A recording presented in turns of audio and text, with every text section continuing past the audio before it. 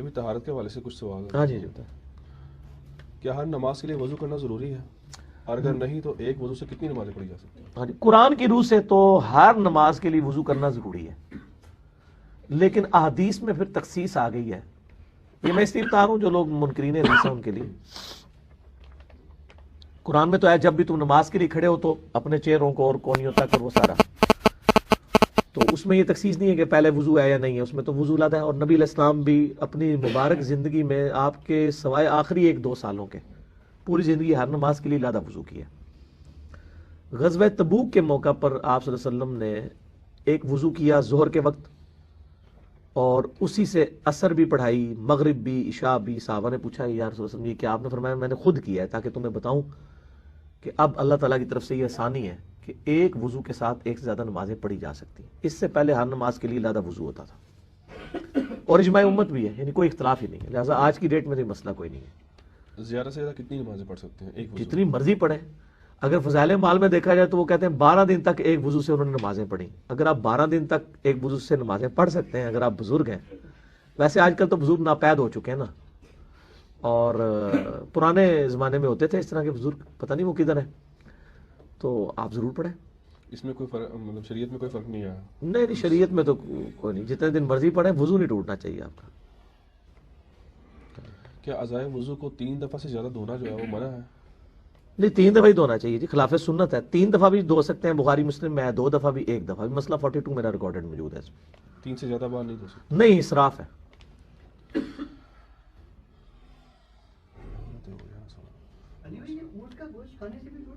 صحیح مسلم میں حدیث ہے صرف اونٹ کے گوشت کے لیے کہ وضو توڑ دے گا.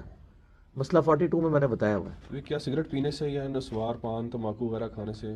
یہ وضو توڑنے والی چیزیں نہیں ہیں، لیکن یہ الگ سے غلط چیزیں ہیں. ظاہر ہے یہ تو خودکشی کے مترادف ہیں اور یہ گناہ کے درجے میں آتی ہیں. ہر وہ چیز جس کی وجہ سے یعنی آپ کی صحت کو نقصان ہوتا ہے منع ہے. اس کو آگے پیچھے کر رہے ہیں آپ کیمرے کو ایک جگہ فکس کیا ہوا ہے. گالی دینے سے بھی وضو جو ہے وہ برقرار ہوتا ہے اگر کوئی مطلب اس طرح بد کلام ہے کوئی؟ گالی دینے سے وضو نہیں ٹوٹتا، لیکن گالی دینا خود الگ سے ایک چیز ہے. کسی زمانے میں لوگ یہ بھی پوچھا کرتے تھے ٹی وی دیکھنے سے تو نہیں وضو ٹوٹتا. اون نہیں کو پوچھتا. ان نواں فتوا آنا چاہیے کہ یوٹیوب تے انجینئر صاحب دا کلپ دیکھنے والا وضو کے مان بھی ٹوٹ جاتا ہے. ان دے دن کے لوگ فتوے اس طرح دے.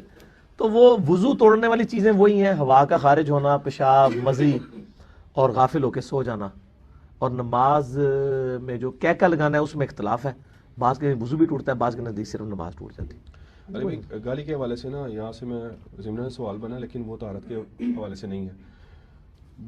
ہمارے کچھ بھائی ہیں وہ سوشل میڈیا کے اوپر ہی نا وہ اپنے جو ان کے علماء جو گالیاں دے رہے ہوتے ہیں اکثر ان کو قرآن و حدیث سے ڈیفینڈ کر رہے ہوتے ہیں کہ جی یہ دیکھیں اس جگہ پہ جو ہے نا وہ قرآن میں اتنے سخت الفاظ ہیں، یا حدیث میں جو ہے نا وہ ایک صلح حدیبیہ کی روایت پیش کرتے ہیں جس میں حضرت ابوبکر رضی اللہ تعالیٰ عنہ نے ایسے الفاظ کہے تھے. اس بارے میں تھوڑی سی مطلب وضاحت کرنے کہ یہ مطلب دیکھیں جی جو قرآن و حدیث کے اندر چیزیں آئی ہیں نا اس تک رہے تو یہ ٹھیک ہے، اور جن کو قرآن و حدیث نے کہا ہے ان کو ہی کہیں تو ٹھیک ہے. حضرت ابوبکر نے کسی مسلمان کو کہا تھا، ایک بتوں کے پجاری کو کہا تھا جو کہ بتوں کے آگے جھکتا تھا کہ جاؤ اپنے لات اور منات کی شرمگاہیں چاٹو. صحیح بخاری کے اندر صلح حدیبیہ کے موقع پر. تو یہ بھی ان کو کہنا، مسلمانوں کو کیوں کہتے ہیں تیری ماں 900 سکھ اور پتہ نہیں کیا کوئی لفاظ استعمال کرتے ہیں. یہ تو مطلب یہ باتیں تو نہیں، یہ مسلمانوں کے بارے میں تو نہیں کی ہوئی ہیں. اور کافروں کے بارے میں بھی وہ کہی ہیں جو کافر کرتے تھے، وہ سارے کام کرتے تھے. تو اگر ان کو کوئی کہے کہ جی آپ جا کے اپنے بزرگوں کے یہ سب کچھ کریں تو ان کو ہضم ہو جائے گی بات. تو پھر یہ لوگوں کو کوئی گالیاں دیتے ہیں اس طرح کی. تو وہ جو یہ گالیاں تو وہ والی الفاظ سخت جو قرآن و حدیث میں ہیں وہ تو یہ دے ہی نہیں رہے ہیں. دکھائیں نا یہ کہاں ہے جو کچھ انہوں نے گالیاں دی ہیں اور جو ان کی ایک روٹین بنی ہوئی ہے علماء کی ایک دوسرے کو گالیاں دینے کی، وہ گالیاں پہلے قرآن حدیث سے ثابت کریں نا، ورنہ کہ یہ ہماری ایجاد کرتا بدعت ہے. قرآن حدیث میں کہاں یہ چیز ہے؟ قرآن حدیث میں لعنت بھیجی گئی ہے، ٹھیک ہے، جھوٹوں پہ اللہ کی لعنت. تو جب یہ لعنت بھیج رہے ہوں گے تو ان میں سے اکثر تو وہ ہوں گے جو خود اپنے پر لعنت کر رہے ہوں گے کیونکہ خود بھی یہ ممبروں پہ بیٹھ کے جھوٹ بول رہے ہوتے ہیں. تو ضرور ہے بالکل اس طرح اسپیسیفائی کسی بندے کو کرنا، یہ وقت کے پیغمبر کا کام ہے. آج کوئی شخص وحی کے ذریعے نہیں کسی کو بتا سکتا کہ بھئی اس کا الٹیمیٹ یہ انجام ہونے والا ہے. آپ جرنل ضرور کر سکتے ہیں جو یہ کرے اس پہ یہ کسی کو اسپیسیفائی نہ کریں. اچھا، کیا بیوی کو ہاتھ لگانے سے وضو ٹوٹ جاتا ہے اور غیر محرم عورت کو دیکھنے سے؟ بیوی کو ہاتھ لگانے سے وضو نہیں ٹوٹتا، اگر شہوت کے ساتھ لگایا جائے اور اس میں خدشہ ہو کوئی مطلب مزی وغیرہ والا تو پھر تو ظاہر ہے الٹیمیٹلی ٹوٹ جائے گا. ادروائز تو صحیح بخاری میں موجود ہے, سیدہ عائشہ کہتی ہیں کہ حجرہ تنگ تھا, نبی علیہ السلام نماز پڑھتے تھے, سجدے میں جاتے وقت میں سامنے لیٹی ہوتی تھی, میرے پاؤں ٹو دیتے تھے, میں پاؤں سمیٹ لیتی تھی, آپ سب نماز کرتے تو نہیں ٹوٹتا. امام شافعی کا موقف غلط ہے اس حوالے سے, نہیں ٹوٹتا. اور غیر محرم کو دیکھنے سے بھی مطلب وضو تو نہیں ٹوٹے گا. وضو توڑنے والی تو وہی چیزیں ہیں جو ہیں, یعنی غیر محرم عورت کو دیکھنے سے بھی شہوت سے دیکھیں اور وہ سارا سلسلہ ہوتا ہے. ظاہر ہے تھا وہ دیکھنا حرام علادہ سے ضرور ہے, لیکن وضو نہیں توڑے گا. اچھا علی بھائی, چھوٹے بچے جو ہیں ان کی جو مائیں ہیں چھوٹے بچوں کی, مطلب ان کو کافی مسئلہ رہتا ہے اس میں, اس حوالے سے تھوڑا سا وضاحت کر دیں وضو کے حوالے سے, کیونکہ وہ ان کا جو ہے وہ پیمپر وغیرہ اکثر چینج کرنا اور وہ ہاں تو اس میں ضروری ہے کہ اسی ٹائم انہوں نے مطلب وہ بہت کیٹاسٹرافک کنڈیشن آ جائے تو کبھی ایسا ہوتا ہے, ادروائز وہ مطلب پیمپر چینج کروا کے نماز پڑھ لینا وضو کر کے. ضروری ہے کہ اس کے ساتھ ظاہر اس میں اختلاف ہے کہ بچے کی شرمگاہ کو ہاتھ لگانے سے وضو ٹوٹے گا نہیں ٹوٹے گا. ظاہر ہے بعض لوگ کہتے ہیں کہ شرمگاہ کو چونکہ مطلقاً ہاتھ لگانے سے وضو ٹوٹتا ہے تو کسی اور کی بھی لگانے ٹوٹ جاتا ہے, یہ بات مضبوط بھی لگتی ہے. تو وہ ایک کیٹاسٹرافک کنڈیشن ہوگی نا. اور عورتیں جو بچوں والی عورتیں ان کو تو چاہیے کہ ان کے حالات و واقعات ایسے ہیں تو نمازیں بھی جمع کیا کریں. نئی بعض کا 3-4 بچے جو نہیں سنبھال سکتی, ان کے لیے نماز کے لیے ٹائم نکالنا مشکل ہو جاتا ہے. خصوصاً جوائنٹ فیملی سسٹم میں تو آسانی رہتی ہے, اگر جوائنٹ فیملی سسٹم نہ ہو تو وہ ان کے پاس تو بیچاروں کے پاس کوئی مطلب راستہ ہی نہیں ہوتا. اچھا, کیا کتے یا خنزیر کو ہاتھ لگانے سے وضو ٹوٹ جاتا ہے؟ کتے کو ہاتھ لگانے سے کوئی وضو نہیں ٹوٹتا, نہ کتا اگر جسم کو چھو بھی جائے تو اس سے کوئی جسم ناپاک نہیں ہوتا. البتہ کتا گیلا ہو اور وہ اس کو گیلا پن بھی کوئی ایسا لگا ہوا ہے, کوئی پلید والا پھر والا معاملہ ہوا ہے تو بہت ایکسٹریم ہے.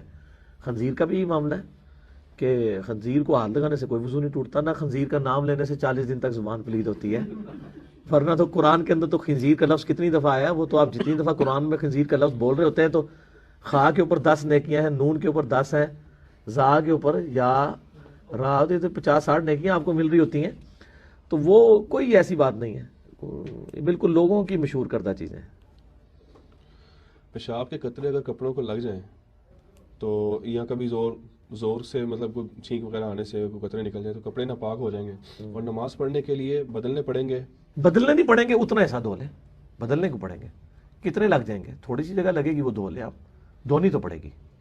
اور اگر ایگزیکٹ پوائنٹ کا آئیڈیا نہ ہو کہ مطلب نہیں آئیڈیا ہو جاتا ہے, کیوں نہیں آئیڈیا ہوتا میرے بھائی. اگر آئیڈیا نہیں ہے تو اس کا مطلب کپڑوں کو لگے ہی نہیں کچھ بھی, وہ تو اتنا حصہ گیلا ہوگا نا, تو آپ اندازہ کر لیں. ہاں جی, تو آپ بس وہ جتنا حصہ آپ کے رومالی والا ہے وہ سارا دھو لیں, ٹھیک ہے.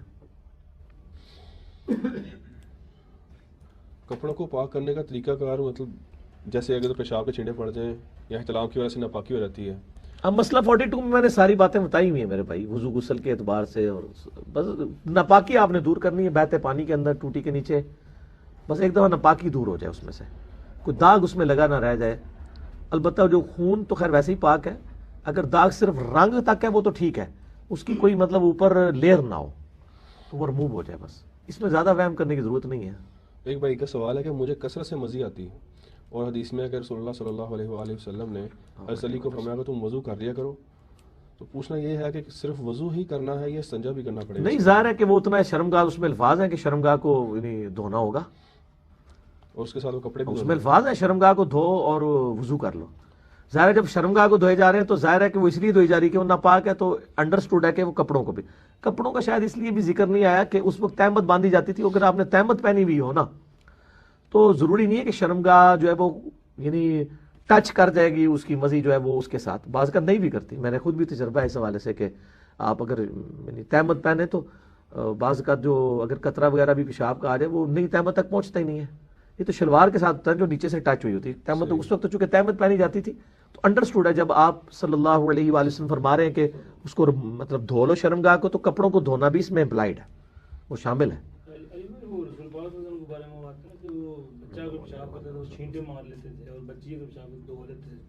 ہاں جی ہاں جی ہے وہ, لیکن وہ چھوٹی عمر کی ہے, بہت عمر 2 سال سے کم کے لیے. ٹھیک ہے. اسی میں ضمن سوال ہے علی کہ اگر احتلام ہو جاتا ہے اور اگر وہ نشان سوکھ گیا ہے تو سوکھے ہوئے کو بھی صرف دھونا پڑے گا یا نہیں؟ سوکھے ہوئے کے لیے مسئلہ بخاری مسلم میں آیا ہے کہ کھرچ سکتے ہیں, مکمل طور پہ اس کو کھرچیں گے اور وہ کھرچنے سے بھی ریموو ہونے سے پاک ہو جائے گا. یہ صرف منی کے لیے اور مزی کے لیے یا پیشاب کے لیے نہیں ہے, کیونکہ اس کی لیئر نہیں جمتی. مزید سوکھ بھی جائے تو وہ ہاں نہیں وہ اس کے لیے نہیں، سرمنی کے لیے مسئلہ ہے۔ غسل جنابت میں اگر انجانے میں کوئی حصہ جو ہے جسم کا خشک رہ جائے تو کیسے پتہ چلا اس کو؟ پہلے تو سوال یہ ہوگا انجانے میں یا اس کو خالی وہم ہو گیا؟ وہم ہو گیا، ہاں وہم ہو گیا تو بس اتنے حصے کو اینڈ پہ دوبارہ دھو لیں، ٹھیک۔ زیادہ وہم نہ کریں۔ اور وضو میں اگر کوئی حصہ خشک رہ جائے اسی طرح سے وہ سیم وہی اپلیکیشن؟ ہاں اسی طرح ہی ہے، یہ اجتہادی مسئلہ ہے۔ بعض لوگ کہتے ہیں وضو دوبارہ کرو، لیکن یہ ہے کہ وہ اکثر لوگوں کو وہم ہی ہوا ہوتا ہے، تو کم از کم پورا وضو دوبارہ کرنے کی بجائے کسی کا سر کا مسا کو بھول گیا، زیادہ تر سر کا مسا لوگ بھولتے ہیں، ٹھیک۔ کلی تو ویسے حصہ کوئی نہیں، چہرہ تو پتہ چل جائے گا یار کہ چہرہ دھویا کہ نہیں، اور ہاتھ بھی پتہ چل جائیں گے، ہاتھ خود بول رہے ہوں گے کہ مجھے دھویا ہے۔ اصل میں لوگ سر کا مسا بھول جاتے ہیں، تو سر کا مسا دوبارہ کر کے پہلے جو دھو چکے وہ ٹھیک ہے، اس کے بعد پاؤں دوبارہ دھو لیں اگر آپ نے بہت وہم نکالا۔ وہ خوش والا کوئی شرط نہیں ہے، ہاں وہ افضلیت والا ہے، اگر اس دوران وضو نہیں ٹوٹا تو ٹھیک ہے، کوئی مسئلہ نہیں۔ اچھا، آرمی والے جو ہیں وہ اکثر جو ہے